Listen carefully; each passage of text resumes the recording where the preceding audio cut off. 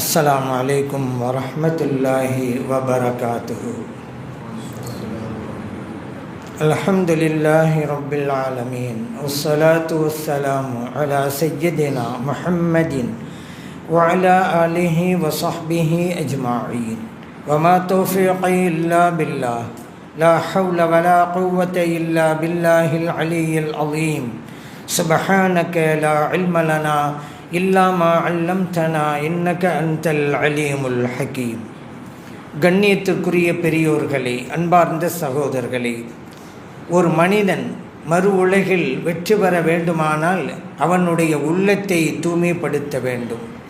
தூய்மைப்படுத்துதல் இரண்டு வகை: உடலை தூய்மைப்படுத்துவது, உள்ளத்தை தூய்மைப்படுத்துவது.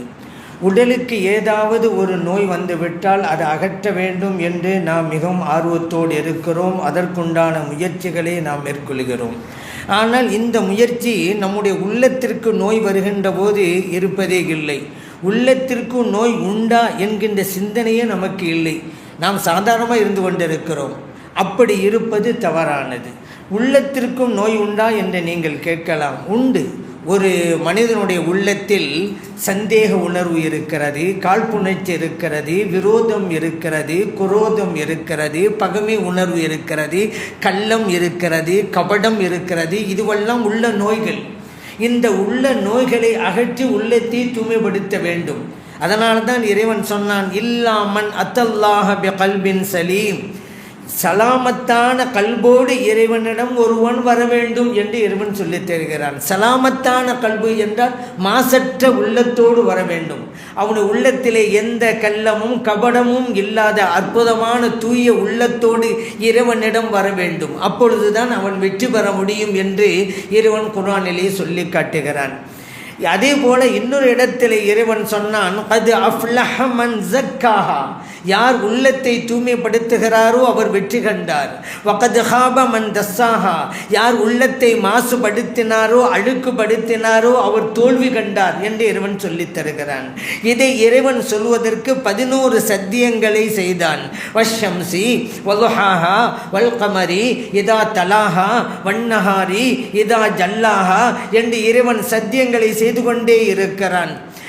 சூரியன் மீது சத்தியமாக, லுஹா நேரத்தின் மீது சத்தியமாக, சந்திரன் மீது சத்தியமாக, பகலின் மீது சத்தியமாக, இரவின் மீது சத்தியமாக, வானத்தின் மீது சத்தியமாக, பூமியின் மீது சத்தியமாக என்று இறைவன் 11 சத்தியங்களை செய்துவிட்டு சொன்னான், அது அஃப்லஹ மன் ஸக்காஹா. உள்ளத்தை தூய்மைப்படுத்தியவன் தான் வெற்றி கண்டான். இதை சொல்வதற்கு 11 சத்தியங்கள். நீங்கள் குர்ஆனை தேடி பாருங்கள். எந்த ஒரு இடத்திலும் இறைவன் இத்தனை சத்தியங்களை செய்ததே இல்லை. இறைவன் முக்கியமான ஒன்றை சொல்வதற்கு சத்தியம் செய்வான். 1, 2, 3, 4 இப்படி இருக்கும். ஆனால் 11 சத்தியங்களை இங்கே செய்கிறான். வேற எதை சொல்வதற்கும் இறைவன் இத்தனை சத்தியங்களை செய்ததே கிடையாது. உள்ளத்தை தூய்மைப்படுத்தி அதில் தான் உன்னை வெற்றி இருக்கிறது என்பதை சொல்வதற்கு 11 சத்தியங்களை செய்தான். அது மட்டுமல்ல, மக்களின் உள்ளங்களை தூய்மைப்படுத்துவதற்குத்தானே நான் இறை தூதர்களையே அனுப்பி வைத்தேன் என்கிறான் இறைவன் குர்ஆனிலே. ரசூலம் மின்ஹும் யத்லு அலைஹிம் ஆயாத்திஹி வ யுஸக்கீஹிம். இறைவன் திருத்தூதரை அனுப்பி வைத்தான். அந்த இறை தூதர் அல்லாஹ்வுடைய வசனங்களை ஓதி காட்டுவார்கள். வ யுஸக்கீஹிம், மக்களின் உள்ளங்களை தூய்மைப்படுத்துவார்கள். இதை சொல்வதற்குத்தான் இறைவன் இந்த வசனத்திலே நான் இறை தூதரை இதற்காகத்தான் அனுப்பி வைத்தேன். எனது வசனங்களை ஓதி காட்டுவார். நான் சொல்லித்தந்த கல்வி ஞானத்தை உங்களுக்கு கற்றுத் தருவார். உங்களுடைய உள்ளங்களையும் தூய்மைப்படுத்துவார். நபிமார்கள் வந்ததனுடைய பணியே உள்ளத்தை தூய்மைப்படுத்துவதுதான் என்றால் எவ்வளவு முக்கியத்துவம் வாய்ந்தது என்பதை இங்கிருந்து நாம் அறிந்து கொள்கிறோம்.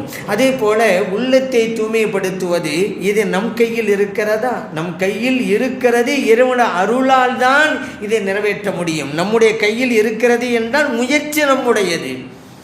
இதை செய்ய வேண்டியது இறைவன் தான். எந்த காரியமும் அப்படித்தானே. நாம் உழைப்போம், செல்வத்தை தருவது இறைவனுடைய கையிலே. மருந்தை சாப்பிடுவோம், அதற்குண்டான ஷிபாவை தருவது இறைவனுடைய கையிலே. நாம் சாப்பிடுவோம், பசியை அகற்றுவது இறைவனுடைய கையிலே. நாம் தண்ணீரை அருந்துவோம், தாகத்தை போக்குவது இறைவனுடைய கையிலே. அப்படித்தான் உள்ளத்தை தூய்மைப்படுத்த வேண்டும் என்று முயற்சி செய்வோம். ஆனால் தூய்மைப்படுத்துவது என்பது இறைவனுடைய கையில் தான் இருக்கிறது.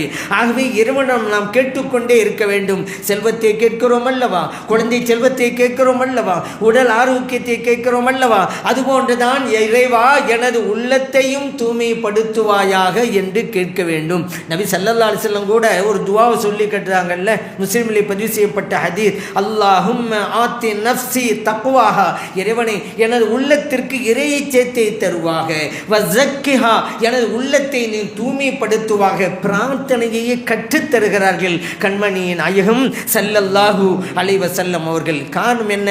இறைவன் தான் இதை செய்ய வேண்டும். வலவுலா ஃபதுலுல்லாஹி அலைக்கும் வரஹ்மத்துஹு மா ஸக்கா மின்கும் மின் அஹதின் அபதன் வலாக்கின்னல்லாஹ யுஸக்கி மன் யஷா. இறைவனுடைய ஃபதுல் அருள் உங்களுக்கு வேண்டும், அவனுடைய அருட்கொடை உங்களுக்கு வேண்டும். அப்படி இருந்தால்தான் உங்களுடைய உள்ளம் தூய்மை பெறும். அந்த உள்ளத்தை தூய்மைப்படுத்துவது கூட இறைவன் தான், எல்லோருக்கும் அல்ல, தான் நாடியவர்களுக்கு என்கிறான் இறைவன். வலாக்கின்னல்லாஹ யுஸக்கி மன் யஷா, யாருக்கு நாடுகிறானோ அவர்களுடைய உள்ளங்களை இறைவன் தூய்மைப்படுத்துவான். இறைவனுடைய கையில் இருக்கிறது. நமது கடமை இறைவனிடம் கேட்பதுதான். கேட்டால் நிச்சயம் அவன் நமக்கு வழங்குவான் என்பதிலே இருவேறு கருத்துக்கே இடம் கிடையாது. உள்ளத்தை தூய்மைப்படுத்துவது நாம் உடலுக்கு காட்டுகிற ஆர்வத்தை விடவும் உள்ளத்திற்கு காட்ட வேண்டும். அப்படி இல்லையானால் மெய்நிலை கண்ட ஞானி முஹையத்தீன் அப்துல் காதிர் ஜெயிலானி ரலியல்லாஹு அன்ஹு சொல்றாங்க, வீடு ஓட்டையாக இருக்கிறது, ஆனால் அவன் கதவை அலங்காரம் செய்து கொண்டிருக்கிறான் என்கிறார்கள். வீட்டிலே ஓட்டை அடைப்பதற்கு அவன் முயற்சி செய்ய வேண்டும். இல்லையானால் அடிக்கிற வெயில் உள்ளே வரும், மழை பெய்தால் உள்ளே ஒழுகும். ஆனால் இதை பற்றி கவலை இல்லை, அவன் கதவுக்கு பெயிண்ட் அடிச்சுக்கிட்டு உட்கார்ந்துட்டு இருக்கிறான் என்று அவங்க சொல்றாங்க. அப்படின்னா என்ன அர்த்தம்? அவனுடைய உள்ளத்தில் ஆயிரம் ஓட்டைகள் உண்டு, மோசமான குணங்கள் உண்டு, நோய்கள் உண்டு. அதை பற்றி கவலைப்படாம தனது உடலை பற்றி மட்டும் அவன் கவலைப்பட்டுக்கிட்டு இருக்கிறானே என்கின்ற ஆதங்கத்திலே கௌசுல் ஆலம் ரலியல்லாஹு அன்ஹு அவங்க சொன்னாங்க. சரி, உள்ளத்தை தூய்மைப்படுத்துவதே கட்டாயம் என்றாகிவிட்டது. ஆனால் அது சாதாரண ஒன்றா? உள்ளத்தை அவ்வளோ சீக்கிரத்தில் கட்டுப்படுத்த முடியுமாங்க? முடியாதுங்க. அதனால தான் ஒரு அறிஞர் சொன்னார், கடலை கடந்து விடலாம், நெருப்பிலே நடந்து விடலாம், தண்ணீரிலே மிதந்தும் விடலாம், ஆகாயத்திலே பறந்தும் விடலாம், ஆனால் மனதென்னும் குரங்கை அடக்க முடியவில்லையே என்கிறார். தாவிக்கிட்டே இருக்குங்க இந்த உள்ளம். அதனால தானே அதுக்கு பேர் கல்புண்டே பேர் வச்சாங்க. கல்பு என்ற அரபியில் நம்ம சொல்கிறோம் அல்லவா, தமிழில் பொருளுதுன்ற அர்த்தம். புரண்டுக்கிட்டே இருக்கும், ஒன்று அங்கே தாவும் இங்கே தாவும். நீங்கள் குரங்க பார்த்துருப்பீங்கள்ல, அந்த மாதிரி தாங்க இந்த உள்ளம். அதை அடக்கவே முடியவில்லை என்கிறார். உண்மையும் அதுதான். அவ்வளோ சீக்கிரம் அடைக்க விட முடியாது, சிரமப்பட வேண்டும். அதனால தான் மெய்நிலை கண்ட ஞானிகள் எல்லாம் அவர்கள் தனித்திருந்து கல்வத்து இருந்தார்கள், வணக்க வழிபாட்டிலே அவர்கள் ஈடுபட்டிருந்தார்கள், நோன்பு நோட்டார்கள், தொழுதார்கள். இப்படியெல்லாம் செய்து தங்களுடைய நஃப்ஸை அடக்கி பக்குவப்படுத்தி கொண்டார்கள். கௌசுல் ஆலம் ரலியல்லாஹு அன்ஹு அவர்கள் கூட கருகுங்கிற கானகத்திற்கு போனாங்க. பல்லாண்டு காலங்கள் அங்கே இருந்தாங்க, தனித்திருந்தாங்க, பசித்திருந்தாங்க, விழித்திருந்தாங்க, பல நாட்கள் உணவு உண்ணாமலேயே இருந்தாங்க. அங்கு கிடைக்கிற இலைகளையும் தலைகளையும் உண்டு கொண்டு வணக்க வழிபாட்டிலே ஈடுபட்டார்கள். அதனால் உயர் பதவி அடைந்தார்கள். தமிழில் கூட சொல்லுவாங்கல்ல, பசித்திருத்தல், தனித்திருத்தல், விழித்திருத்தல், இந்த 3 குணங்கள் ஒருவனிடம் இருந்தால் அவன் பதவியை பெறுவான் என்பதை அந்த வார்த்தைகளின் முதல் எழுத்துக்களை கூட்டினாலே நமக்கு கிடைக்கிறது என்று சொல்லுவாங்க. பசித்திருத்தல் அந்த வார்த்தையோட முதல் எழுத்து பா, தனித்திருத்தல் அந்த வார்த்தையின் முதல் எழுத்து தா, விழித்திருத்தல் அந்த வார்த்தையின் முதல் எழுத்து வி, 3ஐயும் கூட்டுங்க பதவிண்டு வரும். இந்த 3 குணங்கள் ஒரு மனிதன் இருந்தால், பசித்திருப்பது, தனித்திருப்பது, விழித்திருப்பது, அவன் பதவியை அடைவான். கௌசுல் ஆலம் ரலியல்லாஹு அன்ஹு அவர்கள் கணுகுங்கிற கானகத்திலே அப்படித்தான் இருந்தார்கள். பல நாட்கள் சாப்பிடாம இருந்தாங்க. இறை நேசர்கள் சாப்பாட்டுக்கும் முக்கியத்துவம் கொடுக்க மாட்டாங்க. ஆனால் நம்முடைய நிலை என்ன? சாப்பாட்டுக்கு தான் முக்கியத்துவம் கொடுக்கணும். ஏன் சம்பாதிக்கிறதே அதுக்கு தானே என்று தத்துவம் வேற பேசிக்கொள்ளும். நாம் வாழ்வதற்காக உணவுக்காக சாப்பாடு தேவையை தவிர சாப்பாட்டிற்காக நாம் வாழ்ந்து கொண்டிருக்கக்கூடாது என்பதை நினைவிலை வைக்கணும். அந்த இறைநேசர்களுக்கு நமக்கு மத்தியில் இருக்கிற வேறுபாடு என்ன தெரியுமா? அந்த இறைநேசர்கள் ஒருவேளை கூட வயிறு நிரம்ப சாப்பிட்டதில்லை, ஆனால் நாம் ஒருவேளை கூட வயிறு நிரம்பாமல் சாப்பிட்டதில்லை. இதுதான் நமக்கும் அவர்களுக்கு மத்தியிலே இருக்கிற வேறுபாடு. அந்த உள்ளத்தை தூய்மைப்படுத்துவது அவசியம் என்று சொன்னதற்கு இன்னொரு காரணம், இஹ்லாஸ், உள்ள தூய்மை என்பது கிடைக்கும். இறைவனுக்காகவே ஒரு வணக்கத்தை ஆற்றுவது. வணக்கம் செய்கிறவங்க வணக்கம் செய்கிறது மட்டும் பத்தாது, அந்த வணக்கத்தை இறைவன் ஒருவனுக்காக செய்ய வேண்டும். வேறு எந்த ஒரு நோக்கமும் நம்முடைய உள்ளத்தில் வந்துவிடக்கூடாது. அதற்கு பெயர்தான் இஹ்லாஸ். வேறு நோக்கமே வந்துவிடக்கூடாது. அதுதான் பாயிண்ட்டு. அல்லாஹ்வுக்காக செய்கிறேன், இன்னொரு நோக்கமும் இருக்குதுன்றாலும் இஹ்லாஸுங்கிற எண்ணம் அங்கே தப்பி போய்விடும். ஒரு ஆள் பள்ளிக்கு நடந்து வர்றாரு, தொழுகைக்காக வரும்போது இறைவனுக்காக அல்லாஹ்வுடைய இல்லத்திற்கு நான் செல்கிறேன், அது மட்டும்தான் நோக்கமாக இருக்கணும். கூடவே என்ன நினைக்கிறாரு, நடந்தால் எக்ஸசைஸ் தானே, டாக்டர்கள்லாம் நடைப்பயிற்சியெல்லாம் வேண்டும்னு சொல்கிறாங்க தானே, நடந்தால் நல்லது என்பதையும் கூட அவர் நினைச்சிட்டான்னு வச்சுக்கிறங்க. இஹ்லாஸ் அவரிடமிருந்து அகன்று விட்டது. நோன்பு வைக்கிறார், இறைவன் சொன்னான் என்பதற்காக வைக்க வேண்டும். அது இல்லாமல் பட்டினி கிடப்பது பல நோய்களுக்கு மருந்து என்று டாக்டர் சொல்லியிருக்கிறார்ல என்பதையும் சேர்த்துக்கிட்டு நாம் நோன்பு வச்சோன்னு வச்சுக்கிறோங்க. இஹ்லாஸ் என்பது அங்கிருந்து அகன்று விட்டது. ஆனால் இவருக்கு அது கிடைக்கலாம். இவர் நோன்பு வைத்தால் பல நோய்களுக்கு மருந்தாக அமையலாம், அது வேறு விஷயம். ஆனால் அதுவே நோக்கமாக இவருக்கு இருக்கக்கூடாது.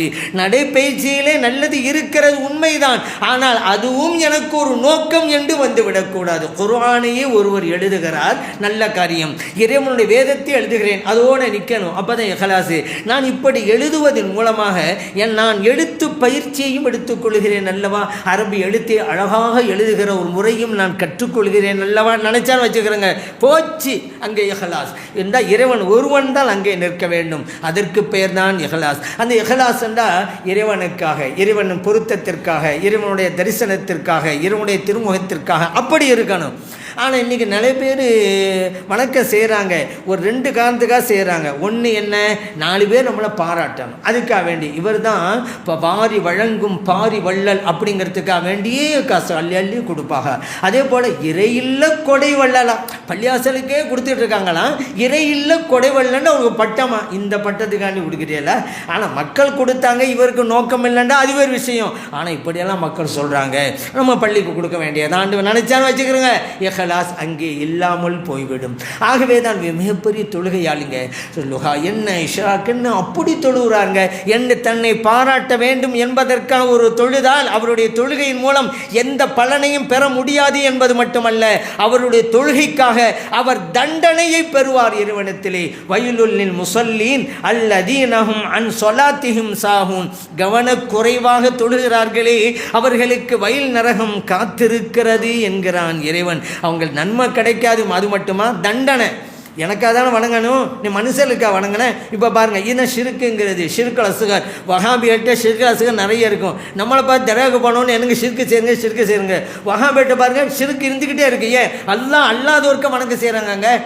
ஒரு இடத்துல பானை வைப்பாங்க, தண்ணி பானை, அதுக்கு ஒரு போர்டு, இந்த ஜமாத்து. நான் கேட்குறேன், அல்லாவுக்கு தானே செய்றீங்க, அங்கே என்ன போர்டு, அங்கே என்ன கொடி, பானை கொடி, தர்கா கொடிக்கு ஆதாரம் கேட்டீங்க, இப்போ பானைக்கு பக்கத்தில் கொடி வச்சு விட்டீங்க, இதுக்கு எனக்கு ஆதாரம்? ரோட்டு ஓரமான கொடி, எத்தனை கிலோமீட்டர் அளவுக்கெல்லாம் கொடி, தர்காவில் ஒரு கொடி தான் பறக்கும், ஆதாரம் என்ன அப்படின்னாங்க.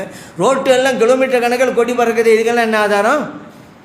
ரோட்டில் கொடி பறந்தால் என்ன தௌஹீதாது? என்னங்க இது, எதுவுமே ஒரு நிலை இல்லையா? இப்படி தான் போய்கிட்டு இருக்கு இந்த வஹாபின் நிலை. நான் என்ன சொல்கிறேன், இந்த வஹாபிகள் ஒரு சின்ன வணக்கம் செஞ்சாலும் அதில் பெருமை பேசுகிறார்கள், பெருமை தேடுகிறார்கள். நாங்கள் தான் இதை செய்தோம் என்று மக்களுக்கு விளம்பரப்படுத்துகிறார்கள். இவ்வளவு காரியங்கள்லாம் செய்தோம் என்று என்ன செஞ்சு என்ன பிரயோஜனம்? ஒரு நன்மை கூட கிடைக்காத வணக்கத்துக்கு ஏன் இஹ்லாஸ் போச்சுல? அல்லாஹ் ஒருவனுக்காக செய்ய வேண்டும். சரி, இப்படி அறியா மக்களினுடைய போற்றுதலுக்கும் அவருடைய பாராட்டுதலுக்கும் வணக்கம் செஞ்சால் நன்மை போச்சு என்பது மட்டுமல்ல, தண்டனையும் கிடைக்கும். சரி, இன்னொரு வகை இருக்குது, அவங்க வணக்கம் செய்வாங்க. ஏங்க, அப்போ தானே சொர்க்கம் கிடைக்கும், அப்போ தான் நல்ல சொர்க்கத்தை தருவான், அப்போ தானே சுகமாக இருக்கலாம், இன்பம் இருக்கலாம், நல்லா அனுபவிக்கலாம், அதனால தான் அப்படிம்பாங்க. ஏங்க பாவம் செய்யலை? பாவம் செய்யலை. ஏங்க பாவம் செஞ்சால் நரகத்தில் தூக்கி போட்டுருவான்ல அல்ல. அப்போ இவங்களுக்கு நோக்கம் சொர்க்கம் நரகம், நல்லது செய்வது சொர்க்கத்தில் போவதற்காக, பாவத்தை விடுவது நரகத்தில் அல்லாஹ் போட்டு விடுவான் என்பதற்காக. அப்போ இறைவன் நோக்கம் அல்ல. இப்போ இது பரவாயில்லை, ரகம்தான், மோசமும் சொல்ல முடியாது. ஏன்? இறைவன் சொன்னதை நம்பினாங்கல்ல. என்ன? நீங்கள் நல்லது செய்யுங்க சொர்க்கம் செருவேன் என்று அல்லாஹ் சொன்னதை நம்பினாங்கல்ல. நீங்கள் பாவம் செய்யாதீங்க, பாவம் செஞ்சால் நரகம்தான் என்று சொன்னதை நம்பினாங்கல்ல. அதனால் பரவாயில்லையே தவிர உயர்ந்த நிலையா என்றால் கிடையாது. காரணம் என்ன? உயர்ந்த நிலை என்ன? இறைவனுக்காக, சொர்க்கத்திற்காக இல்லைங்க. ஏங்க, சொர்க்கம் படைக்கப்பட்டது, நீங்கள் படைக்கப்பட்டவர்கள், சொர்க்கமும் படைக்கப்பட்டது. உங்களுடைய வணக்கம் படைத்த இறைவனுக்காக இருக்க வேண்டுமா? உங்களை போன்று படைக்கப்பட்ட சொர்க்கத்திற்காக இருக்க வேண்டுமா? நீங்கள் ஒரு பாவத்தை விடுவது உங்களை படைத்த ரப்பை பயந்து இருக்க வேண்டுமா? உங்களை போன்று படைக்கப்பட்ட ஒரு நரகத்தை பயந்து இருக்க வேண்டுமா? சொல்லுங்க. ஆனால் அதனால் இது உயர்ந்த நிலை கிடையாது. வமா உமிரு இல்லா லியஅபுதுல்லாஹ முஹ்லிஸீன லஹுத்தீன். அல்லாஹ் குர்ஆனில் சொல்கிறான், இஹ்லாஸான நிய்யத்தோடு வணக்கம் செய்ய வேண்டும் என்று தான் அவர்கள் பணிக்கப்பட்டிருக்கிறார்கள். ஒரு வணக்கத்தை செய்கிறோம் அப்படின்னு சொன்னால் 2-3 காரணம் இருக்கலாம். நமக்கு நல்ல காரணமாக இருக்கணுங்க. ஒரு ஆள் கடலுக்கு போகிறான், இன்னொரு ஆளும் கடலுக்கு தான் போகிறான். 2 பேரும் கடலுக்கு தான் போகிறாங்க. ஒரு ஆள் மீன் பிடிக்க போகிறான், இன்னொரு ஆள் முத்தெடுக்க போகிறான். அதனால் மீன் பிடிக்க நம்ம இருக்கக்கூடாது, முத்தெடுக்கணும். சொர்க்கத்திற்காக இருக்கக்கூடாது, சொர்க்கத்தையும் படைத்த இறைவனுக்காக நம்ம வணங்கணும். நீங்கள் குர்ஆனில் எந்த ஒரு வசனத்திலாவது நல்லடியார்கள் சொர்க்கத்திற்காக வணக்கம் செய்வாங்க காமிச்சிருங்க. ஒரு வசனத்தை காமிங்க. ஒரு வசனத்திலாவது நல்லடியார்கள் யார் தெரியுமா? அவர்கள் சொர்க்கத்திற்காக நல்லமல்கள் செய்வார்கள். ஒரு வசனத்தில் இருக்கா? இல்லைங்க. நல்லடியார்களுக்கு நான் சொர்க்கம் கொடுப்பேன் என்று அல்லாஹ் சொல்கிறான், அது வேறு விஷயம். நல்லடியார்கள் சொர்க்கத்திற்காக வணக்கம் செய்வாங்க கிடையாது, வேற எதற்கு? இறைவன் ஒரு இடத்திலே சொன்னான், லிவஜ்ஹில்லா, அல்லாவின் துருமுகத்திற்காக நல்வணக்கம் செய்வார்கள். இன்னொரு இடத்திலே சொன்னான், லிகா ரப்பிஹி, தனது ரப்பின் தரிசனத்திற்காக நல்வணக்கம் செய்வார்கள். இன்னொரு இடத்திலே சொன்னான், இப்திகா மர்லாத்தில்லா, அல்லாவின் பொருத்தத்தை தேடி அவர்கள் நல்வணக்கம் செய்வார்கள். அப்படித்தான் சொல்றான். அல்லாவின் தரிசனம், அல்லாஹுடைய திருமுகம், அல்லாஹுடைய பொருத்தம், இதுக்குத்தான் அமல் செய்வார்கள். அப்படிதான் குர்ஆனில் இடம்பெற்றிருக்கிறது. சொர்க்கத்தை அமல் செய்வாண்டி இல்லை, ஆனால் அல்லாஹ் சொர்க்கம் தர்றங்கிறான், அது வேறு விஷயம். அப்போ நம்ம அல்லாவிற்காகத்தான் செய்ய வேணும். அதனால தானே ராபியத்துல் அதவியா ரலியல்லாஹு அன்ஹா இறைவனிடம் அடிக்கடி முறையிடுவாங்க, எனது இறைவனே, உன்னை நான் வணங்குகிறேன், நீ படைத்து வைத்திருக்கிற சொர்க்கத்தின் மீது ஆசைப்பட்டல்ல. இறைவனே, உன்னை நான் வணங்குகிறேன், நீ படைத்து வைத்திருக்கிற நரகத்தின் மீது நான் கொண்டிருக்கிற பயத்தினாலும் அல்ல, நான் உன்னை வணங்குகிறேன். ஏன் தெரியுமா? உன்னுடைய ரிலா, பொருத்தம் வேண்டும், அதற்காகத்தான் நான் உன்னை வணங்கி கொண்டிருக்கிறேன் என்றார்கள். வலிமார்கள் எல்லாம் அப்படி வாழ்ந்தவர்கள். இந்த இஹ்லாஸ் கிடைக்க வேண்டுமென்றால் நம்முடைய உள்ளம் தூய்மை பெற வேண்டும். அதனால தான் தஸ்கியத்துன் நஃப்ஸ்ன்னு சொல்லுவாங்க அரபி மொழியிலே, உள்ளத்தை தூய்மைப்படுத்துவது. ஒரு காரியம் செய்கிறோம், உள்ளத்தை வச்சு தான் அல்லாவே அதற்கு எடை போடுவான். உள்ளத்தை வச்சு தான் இந்த செயல் கரெக்டாக இல்லையா, நன்மை உண்டா தப்பு உண்டா, செயலை மட்டும் பார்க்கறதில்ல அல்லாஹ், உள்ளத்தையும் சேர்த்து தான் பார்க்குறான். சாதாரணமாக நீங்கள் எடுத்துக்கலாமே, இப்போது பள்ளி ஆசை கட்டுறாங்க, மக்கள் எல்லாம், அது சில பேர் கற்களை சுமந்து கொட்டுக்கிறாங்க. வேறு நடக்கும்ல, பள்ளி ஆசை கட்டிக்கிட்டே இருந்தால் கல்லை சுமந்துக்கிட்டு இருப்பாங்கல்ல, இதை கல்லை சுமந்துக்கிட்டே இருக்கிறாங்க. ஒரு ஆள்கிட்ட போய் கேட்டார், என்னங்க நீங்கள் என்ன செய்கிறீங்க? அவர் சொன்னார், என் பார்த்தா தெரியலை, கல்லை தானே தூக்கிட்டு வந்துட்டு இருக்கிறேன், என்ன செய்யணுன்னு கேட்குற அப்படின்றாரு. இன்னொரு ஆள்கிட்ட போய், நீங்கள் என்னங்க செய்கிறீங்க? நான் என் மனைவி மக்களுக்காக சம்பாதிக்கிறேங்க, என் கூலிக்காக வேலைக்கு வந்திருக்கிறாரு. இன்னொரு ஆட்டை கேட்டால், நீங்கள் என்னங்க செய்கிறீங்க? அல்லாஹ்வுடைய இல்லத்தை எழுப்பி கொண்டிருக்கிறேன் என்றார். 3 பேரும் கற்களை சுமக்கிறார்கள். 3 பேருக்கும் ஒவ்வொரு நோக்கம் உண்டு. அதனால் தான் இறைவன் செயலை மட்டும் பார்ப்பதில்லை, உள்ளத்தையும் சேர்த்து தான் நோக்குகிறான். ஒரு இளைஞர் கை காலை நீட்டிக்கிட்டு இருக்கிறாரு, இன்னொரு இளைஞரும் காலை நீட்டிக்கிட்டு தான் இருக்கிறாரு. அப்போ 2 பேரும் காலை நீட்டி இருக்கிறாங்கல்ல. இப்போ ஒரு பெரியவர் வர்றாங்க, வந்த உடனே 2 பேருமே காலை மடக்கலை. 2 பேரில் ஒரு இளைஞர் நினைக்கிறாரு, பெரியவங்க வர்றாங்களே, காலை மடக்கணுமே மரியாதைக்காக, ஆனால் என்னுடைய கால் மடக்க முடியாத நிலையில் அல்லவா இருக்கிறது, நான் மடக்க நினைக்கிறேன் ஆனால் முடியவில்லையே என்று உள்ளத்துக்குள்ள வருத்தத்தோடு இருக்கிறார். இவருக்கு நன்மை எழுதப்படுகிறது. இன்னொரு இளைஞர், அவர் கால் நீட்டிட்டு தான் இருக்கிறாரு. அவர் நினைக்கிறாரு, இவங்க பெரியவங்களும் இவங்க மரியாதைக்குன்னு காலையில் மடக்கணுமோ அப்படி மனசு நினைச்சிட்டு இருக்கிறாரு. அவருக்கு பாவம் எழுதப்படுகிறது. இருவருடைய செயல் ஒன்று, ஒருவருக்கு நன்மை, இன்னொருவருக்கு தீமை. காரணம் என்ன? எண்ணம் தான். இதைத்தான் நபி ஸல்லல்லாஹு அலைஹி வஸல்லம் சொன்னாங்க, இன்னல்லாஹ லா யன்துரு இலா சுவரிக்கும் வ அம்வாலிக்கும். இறைவன் உங்களுடைய தோற்றத்தை பார்க்க மாட்டான், உங்களுடைய செல்வத்தை பார்க்க மாட்டான். வலாக்கின் யன்துரு இலா குலூபிக்கும் வ அமாலிக்கும். உங்களுடைய செயலை பார்ப்பான், உங்களுடைய உள்ளத்தை பார்ப்பான் என்றார்கள் நபிகள் நாயகம் ஸல்லல்லாஹு அலைஹி வஸல்லம் அவர்கள். உங்களுடைய தோற்றத்தை பார்ப்பதில்லை இறைவன். இவர் என்ன கருப்பரா அல்லது வெள்ளையரா அல்லது சிவப்பரா, அதெல்லாம் எல்லாம் பார்க்க மாட்டான். இவர் குள்ளமானவரா இல்லை ஒரு வளர்ந்த நெட்டையா இருக்கிறாரா, இதையெல்லாம் இறைவன் பார்க்க மாட்டான். உங்கள் செல்வத்தையும் கூட பார்க்க மாட்டான். இவர் ஒரு பணக்காரரா, இவர் ஒரு ஏழையா, அதெல்லாம் கிடையாது. இறைவன் உங்களுக்கு அமைச்சது உங்கள்கிட்ட இருந்துகிட்டு இருக்கு, அதெல்லாம் இது இறைவன் நோக்கம் அல்ல. இதை வைத்துத்தான் இறைவனிடம் நெருங்குவது என்பதெல்லாம் கிடையாது. இதை வைத்துத்தான் மறுமையிலே வெற்றி என்பதும் கிடையாது. இதை வைத்துக்கொண்டு நீங்கள் என்ன செய்கிறீர்கள் அதை பற்றி தான். அந்த செயலும் கூட எந்த உள்ளத்தோடு செய்கிறீர்கள் என்பதுதான். நல் வணக்கம் செய்கிறீர்கள், அந்த நேரத்தில் என்ன செய்கிறீர்கள் இறைவன் பார்க்கிறான். அந்த நேரத்தில் உங்களோட உள்ளம் எப்படி இருக்கிறது, எந்த மனத்தோடு செய்கிறீர்கள் அதையும் இறைவன் பார்க்கிறான். இப்போ புரியுதா? அதனால் இஹ்லாஸ் என்பது இறைவன் ஒருவனுக்காக செய்வது. அந்த தன்மை உள்ளத்தை தூய்மைப்படுத்தினால்தான் கிடைக்கும். சரி, இந்த உள்ளத்தை தூய்மைப்படுத்தும்னு சொல்கிறோமே, இப்போ நான்கு சொல்கிறோம். பொதுவாக சொல்லுவாங்க, நான் மறையை கற்றவனா ஞானி, இல்லை தன்னுள் நான் மறைய கற்றுக்கொண்டவனே ஞானி அப்படிம்பாங்க. ஞானி என்றால் நம்முடைய தஸ்கியத்து நஃப்ஸ், உள்ளத்தை தூய்மைப்படுத்துவது, நான் என்கின்ற உணர்வை அகற்றி எறிவது, நான் என்கின்ற அகந்தையை தூக்கி எறிவது, நான் என்கின்ற அகம்பாவத்தை ஆணவத்தை எல்லாம் நீக்குவது, அதுதான் தஸ்கியத்து நஃப்ஸ், உள்ளத்தை தூய்மைப்படு. நான் அப்படின்னு மமதே வரக்கூடாதுங்க, அதான் ரொம்ப முக்கியம். சரி, நான்கிறோம்ல, ஆனால் இன்றைக்கி இந்த நான் தான் பல பிரச்சனைக்கே காரணம். சண்டை, வம்பு, அடி உடி எல்லாம் ஏன்னா அந்த நான் தான், அந்த ஈகோ தான். ஈகோங்கிறது அகங்காரம், நான் என்கின்ற அகங்காரம், அதுதான் எல்லாத்துக்குமே காரணம். சரி, நான்கிறோம்ல, நான் தான் எது? ஒரு மனிதர் வகிக்கிற பதவியா? ஒரு கலெக்டர் பேசுகிறார், நான் கலெக்டர் பேசுகிறேன், குமாஸ்தாவோட பேசுகிறார், குமாஸ்தாவை பார்த்து நான் கலெக்டர் பேசுகிறேன் அப்படிங்கிறாரு. இப்போ இந்த இடத்துல நான் கலெக்டர் என்றார்ல, அந்த கலெக்டர் பதவி தான் அவரா? இல்லை. ஏன்? நாளைக்கு அந்த பதவி போயிருங்க, ரிட்டையர்ட் ஆகிட்டாக்க அவர் கலெக்டர் இல்லையே, அவர் டிஸ்மிஸ் செய்யப்பட்டுட்டாரும் கலெக்டர் இல்லையே. அப்போ பதவி அவரல்ல, தெரிஞ்சு போச்சு. சரி, உடல் தான் அவரா? நான்கிறோம்ல, அப்படி சொல்லலாம். இப்போ புரிஞ்சுக்க நான் யாருண்டு தன்னை காமிப்பாக, உடலை காமிப்பாக. அவள் உடல் தான் அவரா? இல்லை. ஏன்?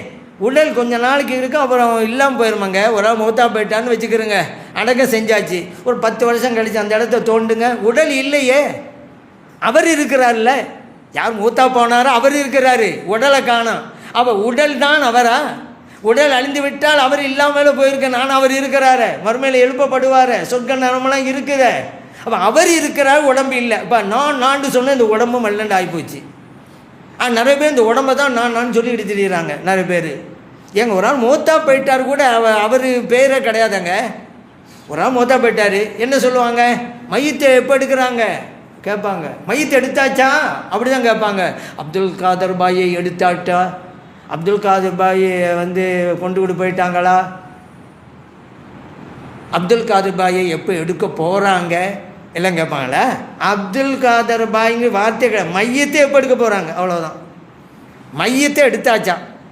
உங்கள் பெற்றோர்கள் சூட்டிய பெயர் ஒன்று அப்துல் காதர்.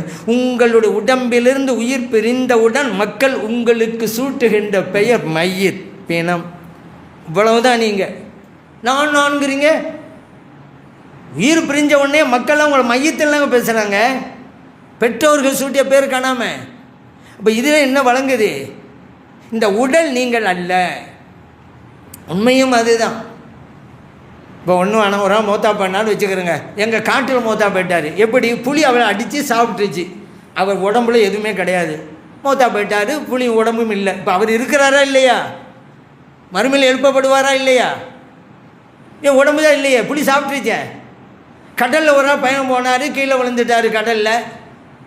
மீன் அந்த உடலையெல்லாம் கொத்தி சாப்பிட்டு முடிஞ்சு போச்சு. இப்போ உடம்பே இல்லை. அவர் இருக்கிறாரா இல்லையா? இருக்கிறார்ல. அப்போ உடம்பு போய் நான் நீங்கள் கிடையாது. அப்போனா என்ன? அப்போ நான் சொல்கிறதெல்லாம் என்ன? ரூஹ தாங்க. நம்முடைய உடம்பிலே ஓடிக்கொண்டிருக்கிறதல்லவா ரூஹு, அது தாங்க நான். அதுக்கு அழிவே கிடையாது. அதே போல் குழந்தை பருவம், வாலிப பருவம், முதுமை பருவம் அது கிடையாது. இந்த உடலுக்கு அது உண்டு. குழந்தையாக இருந்தது, இப்போது வாலிபம் அடைந்து விட்டது, பிறகு முதுமை அடைந்து விட்டது. உடம்புக்கு தான். ரூஹு இப்போது குழந்தை, கொஞ்ச நாள் கழித்து இளமை, இன்னும் கொஞ்ச நாள் கழித்து முதுமை, அதெல்லாம் கிடையாது. ரூஹு தான். அதுக்கு அழிவெல்லாம் கிடையாது. அந்த ரூஹை சுமப்பதற்கு வாகனம் தேவை. ஒவ்வொரு இடத்துல எல்லாம் ஒரு வாகனத்தை கொடுக்குறான். இந்த உயிரை சுமப்பதற்கு இங்கே நமக்கு வழங்கப்பட்ட வாகனம் இந்த உடல், அவ்வளவுதான். இதற்கு முன்பு நம் தந்தையின் முதுகந்தண்டிலே இருந்தோம். நம் தந்தையின் முதுகந்தண்டு நம்முடைய வாகனம். பிறகு தாயின் கருவறைக்குள்ளே வந்தோம், நம்முடைய வாகனம் தாயின் கருவறை. பிறகு வெளியே வந்தோம், இந்த உடல். கபருக்குள்ளே போனோன்னு இந்த உடம்பு இருக்காது, கொஞ்ச நாளைக்கு வந்து அழிஞ்சு போயிடும். அல்லாஹ் வேற ஒரு உடம்பை தருவான். ஏன் கபரு நெருக்கும் தான் சொல்கிறோம்ல. 10 வருஷம் பேருந்து உடம்பு இல்லை, நெருக்கதெல்லாம் நின்று போயிடும். அப்படியா? அதுக்கு வேற பாவியாக இருந்தாக்கா அவனுக்கு தண்டனை உண்டா இல்லையா? கபரு வேதனை உண்டா இல்லையா? உடம்புடி இருந்தால் தானே வேதனை. இதுதான் அழிஞ்சு போச்ச. 10 வருஷம் பேரும் ஒன்றும் காணாமல். அப்போ இறைவன் வேறு உடலை கொடுத்து விடுகிறான். மஹ்ஷரிலே எழுப்பப்படும் போது வேறு வாகனம். வட்டி வாங்கவனுடைய வயிறு நல்லா புடைச்சிருக்கும். இந்த உடம்பெல்லாம் அங்கே வருஷத்தில் எழுப்பப்படும் போது அவன் பாவம் செஞ்ச தகுந்தவாறு அவன் உடல் அமைப்பு இருக்கும். விபச்சாரம் செஞ்சவன் அதற்கு தகுந்தவாறு, வட்டி வாங்கி சாப்பிட்டவன் அதுக்கு தகுந்தவாறு, மது அருந்தியவன் அவனுக்கு தகுந்தவாறு உடல் அமைப்பு அங்கே இருக்கும். அப்போ அங்கே உயிரை சுமப்பதற்கு வேறு வாகனம். சொர்க்கத்துக்கு போயிட்டா அங்கே வேறு வாகனம். ஏன்? சொர்க்கத்தில் உள்ள உடல் வந்து 33 வயசு. சொர்க்கத்து வாசிகள்லாம் இருப்பாங்கள்ல, எல்லாருக்கும் 33, எல்லாம் இளைஞர்களாக இருப்பாங்க. வாகனம் வேறு. இங்கே எல்லாத்துலையும் இருந்தது ரூஹு தான். இப்போ நான் சொன்னதெல்லாம் அந்த ரூஹத்தாங்க. அதே நேரத்தில் இந்த உடலுக்கும் சொல்லலாம், நான் சொல்லலாம் உடலுக்கும். ஏன்? அந்த உயிரை இது சுமந்து கொண்டிருப்பதால் இந்த உடலுக்கும் நான் என்று சொல்லலாம், சுமக்கிறதுனால. பொதுவாக நடைமுறையிலையும் ஒரு பொருளை சுமந்த அந்த பேர் வந்துடும் அல்லவா. ஒரு ஆள் புடவை விற்றுக்கிட்டே போனால், புடவேண்டாம், தெருவில் இருக்க அம்மா கூப்பிடுச்சு, புடவை இங்கே வாண்டிச்சு வந்துட்டான். அவன் பேர் புடவையா? இல்லை. புடவையை சுமந்ததால் புடவைங்கிற பேர் அந்த நேரத்தில் அவனுக்கு. அதனால தான் புடவை வாண்டவன்னு வர்றான். ஒரு சின்ன பையன் வடைன்னு கூவிக்கிட்டே போனான். ஒரு ஆள் கூப்பிட்டாரு, வடை எங்கே வாண்டாரு, வந்துட்டான். அவன் பேர் வடையா? இல்லை. ஆனால் வடையை சுமந்ததால் அந்த பெயர் அவனுக்கு வந்து விட்டது. ஏதாவது பரவாயில்லைங்க. ஒரு பெண்மணி தெருவில் விளக்குமாறுன்னு சொல்லி கூவி விற்றுக்கிட்டே போணுச்சு. ஒரு அம்மா கூப்பிட்டாங்க, விளக்குமாறு இங்கே வாண்டிச்சு, வந்துட்டாங்க. அந்த பொம்பளை பேர் விளக்குமாறா? விளக்குமாறை சுமப்பதால் அந்த பெயர். இதே சாதாட்டத்தில் போய் அந்த பொம்பளை பார்த்து விளக்குமான்னு சொல்லி பார்க்கலாம், என்ன நடக்கும் சொல்ல முடியுமா?